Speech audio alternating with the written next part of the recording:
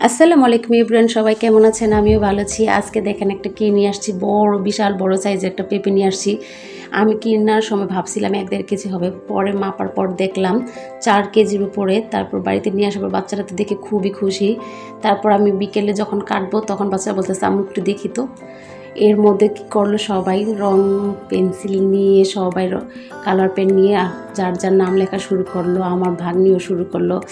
ওদের দেখে আমারও ইচ্ছা করলো আমি একটু লিখি, তারপরে আমি একটু লেখা শুরু করলাম। সবাই সবার ফ্যামিলির নাম লেখা শুরু করলাম। তারপর শুরু হলো পেঁপে কাটার পালা। এত বড় পেঁপে, এত মোটা ছিল, এত বড় ছিল, কাটতে খুব কষ্ট হচ্ছিল। পরে প্রথমে আমার ভাগ্নি চেষ্টা করতেছিল, পারতেছিল না, পরে আমার কাছে দিয়েছিল, পরে আমি কাটলাম। অনেক কষ্ট হচ্ছিল। তারপর কাটার পরে এই তো গাছ পাকা পেঁপে, খুবই ফ্রেশ ছিল পেঁপেটা। একদম নরম পাকা ছিল না, কিন্তু হালকা রং ছিল, হালকা পাকা ছিল। খেতে খুবই মিষ্টি ছিল, খুবই মজার ছিল। একদম ফ্রেশ তরতাজা গাছের পেঁপে দেখে খুব লোভ লেগেছিল, তাই কিনেছিলাম। আজকে এই পর্যন্ত, সবাই ভালো থাকবেন।